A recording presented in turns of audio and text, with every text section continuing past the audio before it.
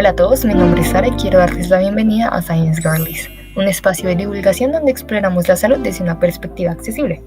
El día de hoy, junto a Majo, Silvia y Majo, les vamos a contar un poquito sobre una enfermedad que viene afectando muchísimo a la población durante los últimos años, que es el accidente cerebrovascular isquémico. Entonces, les vamos a contar un poquito sobre las causas, sus tratamientos y junto a una invitada muy especial les vamos a contar cómo podemos actuar, prevenirla y salvar una vida. Bueno, entrando ya un poquito en materia, yo no sé si ustedes sabían que la ACV es una de las principales causas en el mundo, y no solo en el mundo, sino también en Colombia. De hecho, dándoles un dato aproximado, son 15 millones de personas las que lo sufren al año y 6,5 millones de personas son las que fallecen a causa de esta enfermedad. El resto quedan como con una discapacidad. Digamos que si ya miramos en Colombia en particular, la tasa de fallecimientos es súper alta. Y si hacemos un sondeo, podemos ver que realmente son más las mujeres las que sufren de esta enfermedad más que los hombres.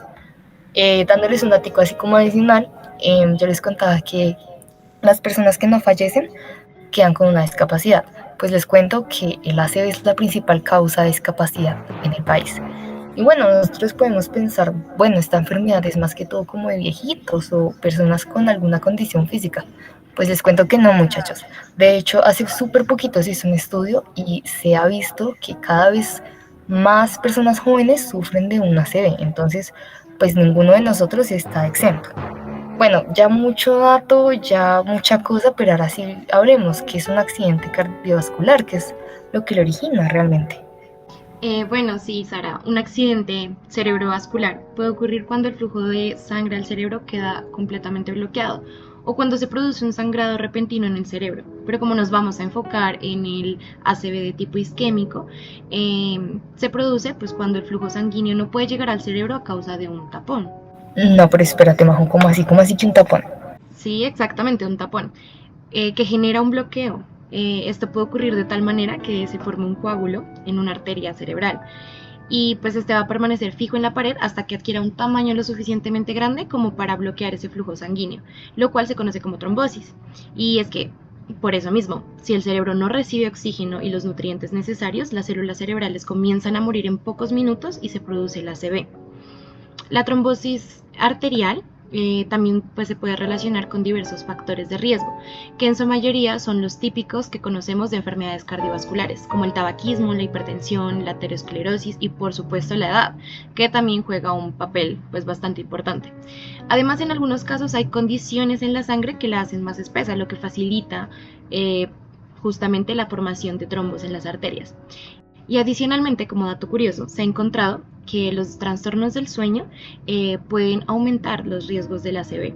Y bueno, claro, como hoy en día los ACV son muy prevalentes y los síntomas varían dependiendo de la zona afectada y del tiempo, por eso le pregunto a Majo también, para estos pacientes el tiempo es oro, ¿no es así?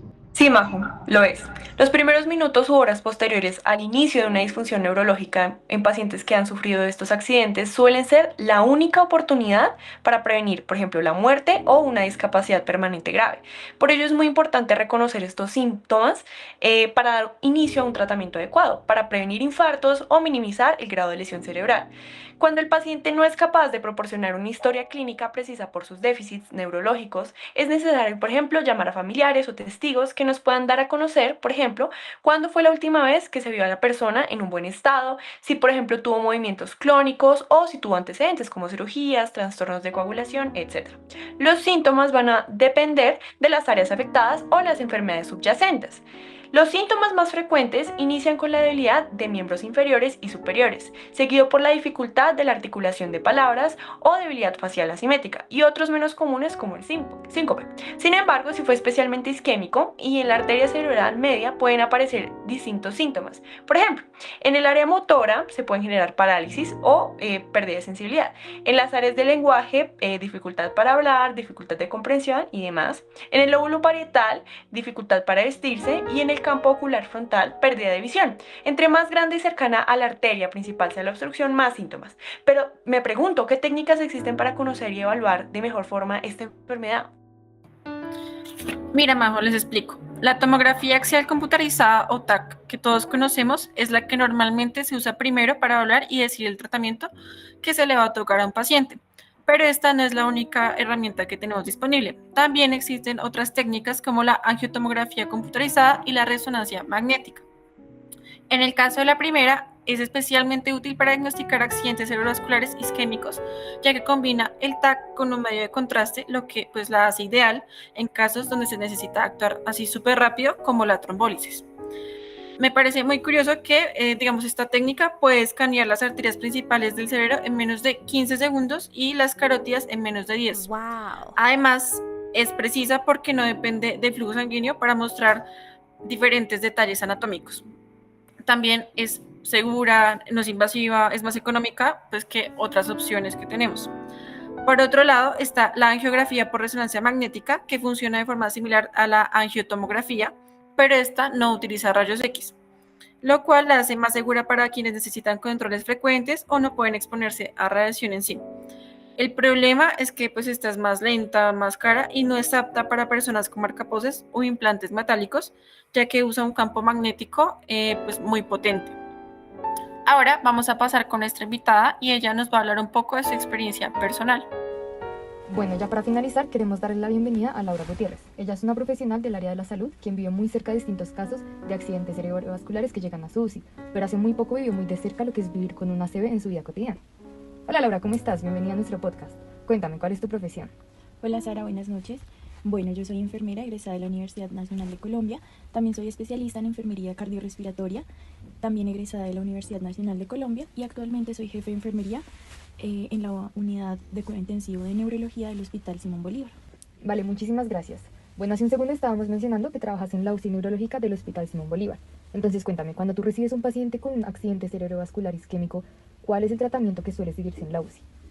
El manejo del ACV isquémico tiene dos enfoques iniciales: la trombólisis, si el paciente está dentro de la ventana terapéutica, o la trombectomía mecánica, dependiendo de la arteria afectada.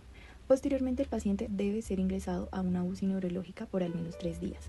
Para los pacientes que han sido trombolizados o que les hicieron su trombectomía mecánica, debe existir una vigilancia estricta por 24 horas, evitando a toda costa las punciones.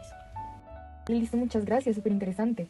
Bueno, pero me imagino que por tu UCI pasan muchos pacientes que sufren ACVs, pero ¿tú conoces de pronto a alguien cercano que haya experimentado esta enfermedad? Sí, efectivamente. Hace poco, mi abuela, que es con la persona que yo vivo, sufrió un accidente cerebrovascular y esto pues tuvo un impacto no solo en mi vida personal, sino en la de mi familia, ya que se afecta totalmente la dinámica familiar, puesto que ella era una persona bastante funcional y ahora tocó modificar la dinámica familiar y empezar a apoyarnos un poco más. Listo, muchísimas gracias. Me imagino que eso debe haber sido muy duro. Bueno, pero según tu experiencia en el hospital, ¿cómo crees tú que podemos prevenir un accidente cerebrovascular isquémico y actuar en el momento adecuado? Acrónimo que se denomina BFAST, que es diseñado para el reconocimiento de un ACV, que consta de 6 siglas. B, que es la pérdida del equilibrio o la coordinación. La E, que es que la persona ve por un lado borroso. La F, que es la asimetría facial o la caída de un lado de la cara. La A, como la debilidad o dificultad para levantar uno o ambos brazos. La S, de habla, que es que la persona puede hablar enredado o se le dificulta entender lo que se le está diciendo. Y la T es de llamar al 123 en este caso lo más rápido posible, ya que anteriormente lo mencioné y es el tiempo de ventana terapéutica. Nosotros tenemos 4 horas para trombolizar a un paciente desde que inició sus síntomas. Bueno, muchísimas gracias Laura por aceptar nuestra invitación. Y pues nada, muchas gracias por toda la información y esperamos que este conocimiento que nos acabaste de brindar ayude a salvar muchas vidas. Bueno, ya se nos ha acabado el tiempo, nos podríamos quedar horas y horas hablando y profundizando mucho más. Pero llegamos al final de esta transmisión, muchas gracias a todos por hacer parte de esto y nos vemos en una próxima ocasión. Muchas gracias.